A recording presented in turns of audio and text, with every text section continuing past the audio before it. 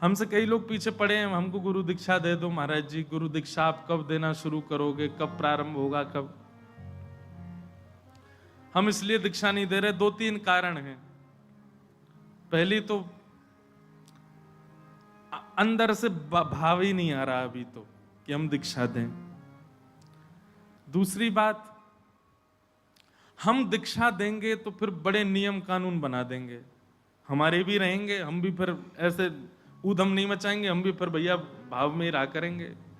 क्योंकि शिष्य जितने ज्यादा होते चले जाएंगे, गुरु को उतना भजन बढ़ाना चाहिए। और अभी हमारे अंदर बाल बुद्धि है, हम ऊधम करते हैं, खेल कूद करते हैं, इधर उधर कथा करने जाते हैं। और गुरु बन जाएंगे तो फिर हमको भी नियम से रहना पड़ेगा, भाई इतने शिष्य हो गए, जितने शिष्य बढ़ेंगे उतनी माला बढ़ानी पड़ेंगी। और हमको पता है जिस दिन घोषणा होगी कि हम दीक्षा दे रहे हैं, उसी दिन इतनी माला बढ़ जानी है हमारी, अध्ययन आदि नहीं कर पाएंगे। तो ये एक कारण। दूसरी बात, तीसरी बात, हम गुरु बनेंगे तो फिर भैया स्ट्रिक्ट वाले बनेंगे। हर गुरु पूर्णिमा पे फिर हमको चेकिंग चाहिए, कितनी माला जपते हो, कितना नाम जपते हो, तिलक सुर। अभी तो हम श्री लगाते हैं, फिर उसके बाद पूरा तिलक लगाएंगे, 12 तिलक लगा के बैठना पड़ेगा, बड़े नियम कानून रहेंगे। अभी हमारा अध्ययन में ज्यादा मन लगता है, इसलिए हम गुरु दीक्षा नहीं देते। और फिर शिष्य भी जो आएंगे, सबकी लाइन लगा कॉपी दिखाओ, कितना होमवर्क किया साल भर में, कितना नाम जप रोज करते हो, कितनी गुरुमाला रोज करते हो, नियम का पालन करते हो कि नहीं करते हो। सौगंध दे दे करके दीक्षा देंगे। आधे ने तो आज ही गुरु बदल दिए होंगे, इनसे नहीं लेनी है। सौगंध दे दे करके दीक्षा देंगे, सौगंध है तुमको। पत्नी को पति की दे देंगे, पति को पत्नी की दे देंगे। अगर तुमने ये काम किया तो सौगंध है एक दूसरे की, ये करने ही नहीं है। अब इतनी कमर कस के बैठे हो तो आना, फिर देंगे दीक्षा। तो पूरा नियम कानून रहेगा। लाल जी से आज्ञा लेनी थी, जन्माष्टमी में पर्ची डालनी थी, पर भूल ही गए, इतने थक गए कि 3 जगह तो जन्माष्टमी करे आए तो पर्ची नहीं डाल पाए। लेकिन करेंगे जल्दी, जब भी होगा तो फिर 3 दिन का एक सत्र होगा, ऐसा मन में भाव है। 3 दिन का यहीं पर एक सत्र होगा। उस सत्र में पूरी रामानुज गुरु परंपरा बताई जाएगी। पहले परंपरा क्या है, तिलक क्या है, नाम क्या है, नाम की विधि क्या है, सब समझाने के बाद चौथे दिन फिर गुरु दीक्षा का कार्यक्रम होगा, कभी होगा तो। गुरु कौन? जो परीक्षा लेता हो। सुखदेव जी ने परीक्षा ली। और कैसी परीक्षा ली? कि परीक्षित 4 दिन से निष्ठावंत होकर के कथा सुन रहे हैं, और श्री सुखदेव जी महाराज ने 4 दिन के पश्चात जैसे ही कृष्ण लीला प्रारंभ की, परीक्षित अत्यंत प्रसन्न मुद्रा में, और महाराज उत्साहित हो गए कि बस अब मेरे पूर्वजों के रक्षक श्री कृष्ण की कथा सुनाई जाएगी। जैसे ही कृष्ण लीला प्रारंभ की, 2 श्लोकों में संपूर्ण कृष्ण कथा सुना दी। संपूर्ण कृष्ण कथा 2 श्लोकों में सुना दी। बोले भैया, भगवान श्री कृष्ण का मथुरा में जन्म हुआ, देवकी और वसुदेव के यहां ठाकुर जी लाला बन करके आए। जन्म लेते ही भगवान गोकुल चले गए। गोकुल जाकर के ब्रजवासियों को और ब्रज गोपिकाओं को सुख प्रदान किया। ब्रज में लीला करके भगवान फिर वृंदावन गए, वृंदावन में रास विहार किया। रास विहार के उपरांत ठाकुर जी वृंदावन छोड़ के मथुरा आ गए। मथुरा के कंस वध किया। कंस वध के बाद भगवान गुरुकुल पढ़ने गए। गुरुकुल से वापस आकर के भगवान रण छोड़ करके द्वारिका चले गए। 16,108 ब्याह हुए, महाभारत का युद्ध हुआ, गीता का ज्ञान उपदेश किया। लौट करके भगवान द्वारिका में कुछ लीला किए। लीला करके भगवान ने संपूर्ण यदुवंशियों को श्राप युक्त करवा करके अपनी लीला को विश्राम कर दिया। अब ये संपूर्ण कथा सुन करके परीक्षित अभी बैठे हैं, और श्री सुखदेव जी ने 2 श्लोकों में संपूर्ण कथा सुना करके अपनी वाणी को विराम दे दिया। सुखदेव जी महाराज चरणों में प्रणाम करते, परीक्षित जी महाराज चरणों में प्रणाम करके कहते हैं, भगवान आप मौन क्यों हो गए? सुखदेव जी कहते हैं सुना दी कृष्ण कथा, यही तो है। मथुरा में जन्म हुआ, गोकुल में ये किया, आदि आदि ये सारी लीलाएं बता करके बस यही है कृष्ण कथा।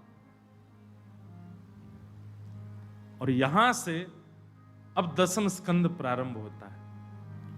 जिस कृष्ण लीला को सुनने के लिए आप सब बैठे हो, उससे पूर्व श्रोता की स्थिति कैसी होनी चाहिए, वो ध्यान पूर्वक सुनिएगा।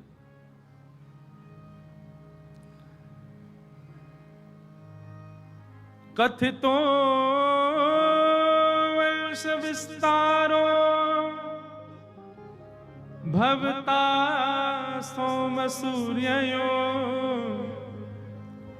राज्ञां चो भयवंशानां चरितं परमाद्भुतम्। बहुत ध्यान पूर्वक सुनना।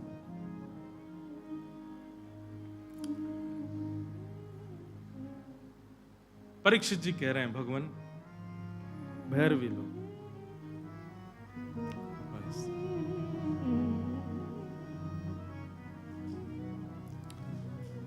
विस्तार से सुनाओ। आपने इतने राजाओं की कथा मुझे विस्तार से सुनाई, इतने सारे प्रसंग मुझे विस्तार से सुनाए, मैं सबको धैर्यपूर्वक सुनता रहा, परंतु जिनकी कथा सुनने के लिए मैं पिछले 4 दिन से बैठा हूं, मैंने आसन भी नहीं बदला, मैं सोया भी नहीं, मैंने जलपान भी नहीं किया, मैंने भोजन भी नहीं किया, जिनकी कथा सुनने के लिए मैं बैठा हूं, आप उन्हीं की कथा मुझे इतने इतने इतने सूक्ष्म में क्यों सुना रहे हैं? सदैव याद रखना, ठाकुर जी आपके जप की संख्या से प्राप्त नहीं होते, आपके यज्ञ की संख्या से प्राप्त नहीं होते, आपकी आहुतियों की संख्या से प्राप्त नहीं होते। एक बात निश्चित मान लीजिएगा, संख्या अधिक होना भगवत प्राप्ति में आवश्यक नहीं है। संख्या भले ही एक हो पर परिपूर्ण हो।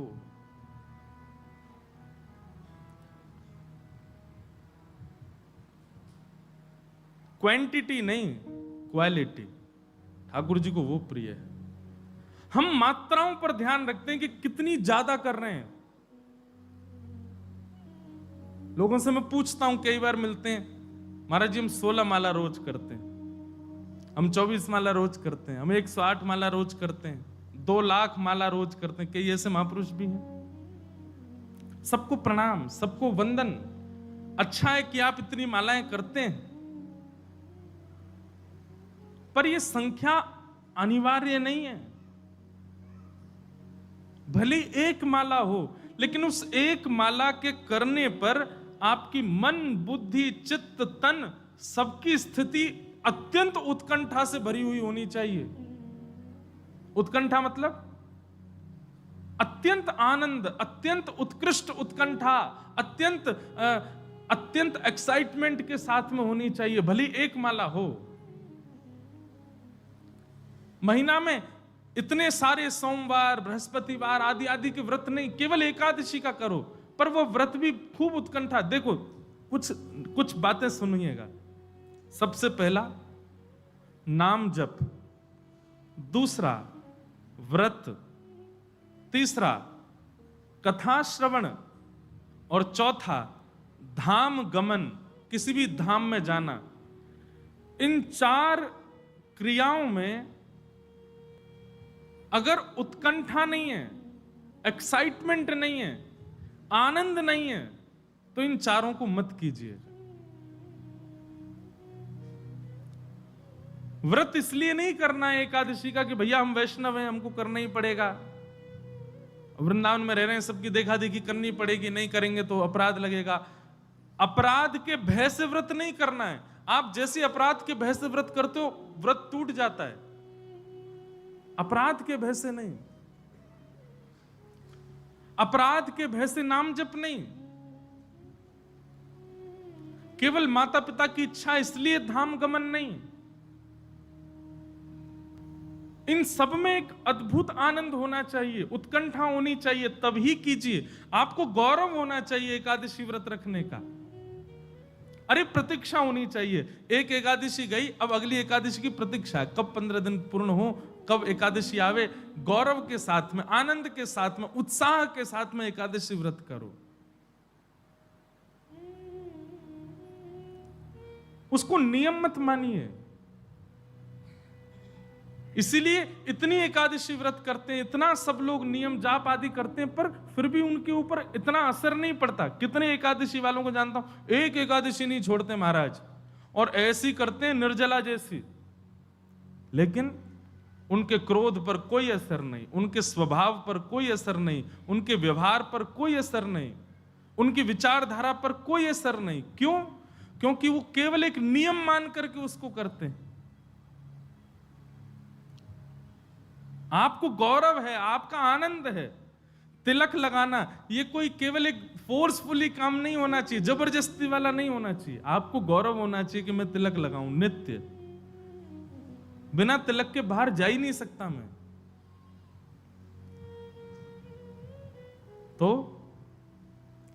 धाम गमन, व्रत, नाम जप, और चौथा क्या बताया था हमने? एकादशी। चौथा क्या बताया था? क्या बताया था? धाम। हाँ, ये चार ही हैं, इसीलिए कह रहे हैं लिख लिया करो कहीं पे। मैं तो बोल के फिर भूल जाऊंगा मैं, नहीं तो आप लोग लिख के रखो, आपके काम रहे।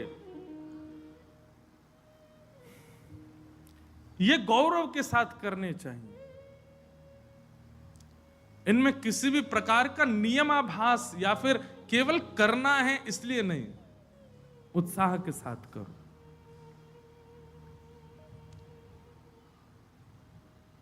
परीक्षित ने जब आज कहा कि भगवान मुझे विस्तार से सुनाओ, आपने सब विस्तार से सुनाया, पर जिनकी कथा सुनने के लिए मैं बैठा हूं, आप उन्हीं की कथा इतने सूक्ष्म में सुना रहे हैं। ऐसा मत कीजिए नाथ, मुझे विस्तार से सुनाओ। दुनिया में सबसे कठिन क्या है? वासुदेव जरा कष्टम, कष्टम निर्धन जीवनम, पुत्र शोक महाकष्टम, कष्टात् कष्ट करे क्षुधा।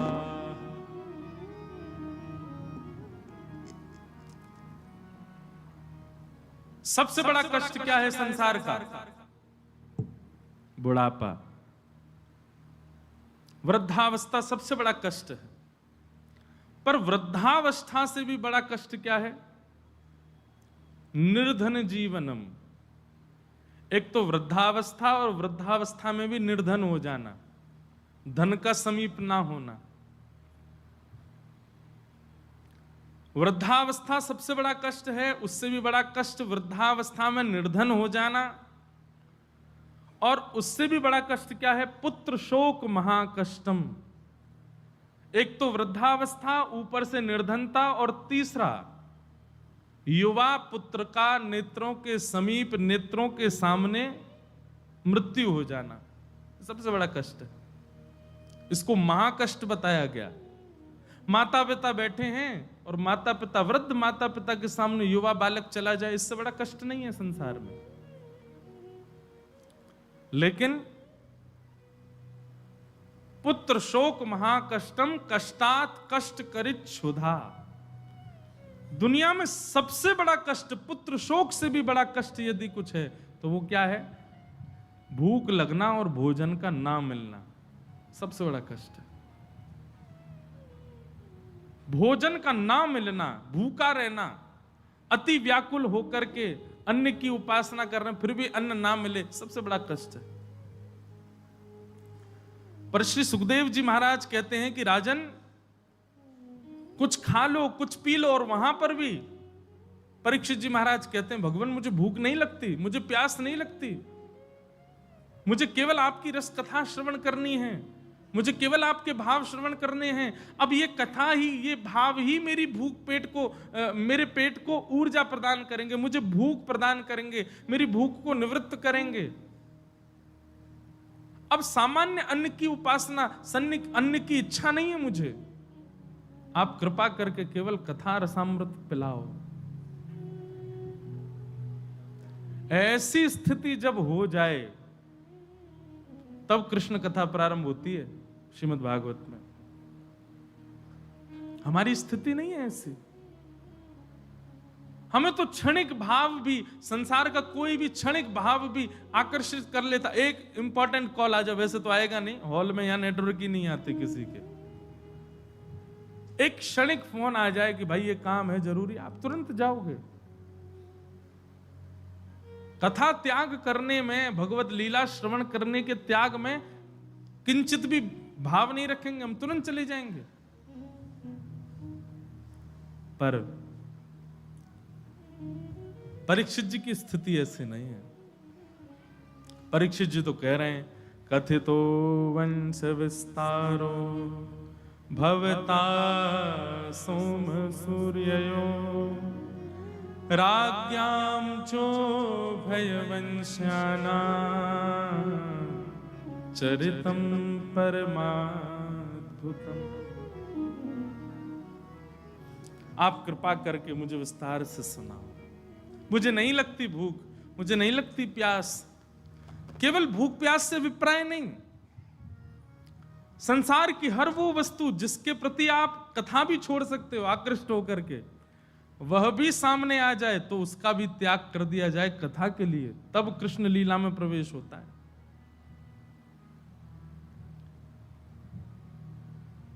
एक प्रकार से कह दें तो जब तक गोपी भाव चित्त में नहीं आवे तब तक कृष्ण लीला में प्रवेश नहीं मिलेगा।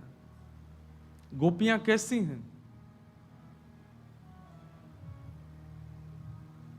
यादोहने बहनने मथनोपलेप प्रेंखेंखनार भरुदितो क्षण मार्जनादौ। एक बहुत अच्छा पद है, इसी पद को केंद्र में लेकर के 4 दिन की कथा है अक्टूबर में गिरिराज जी में। पद का नाम है गोपी प्रेम की ध्वजा। रास पंचाध्यायी पर कथा है गोवर्धन में 14, 15, 16, 17 अक्टूबर। उसमें केवल रास की चर्चा है और उस रास चर्चा में उसका नाम ही कथा का गोपी प्रेम की ध्वजा। वहां गोपियों के प्रेम की चर्चा होगी बस। और अंतिम दिन की जो कथा मतलब 17 तारीख की, उस कथा का समय है रात्रि 11 बजे से। पूर्णिमा के चंद्रमा के नीचे बैठ करके जयति तेदिकं जन्मना ब्रज श्रयतन्दिरा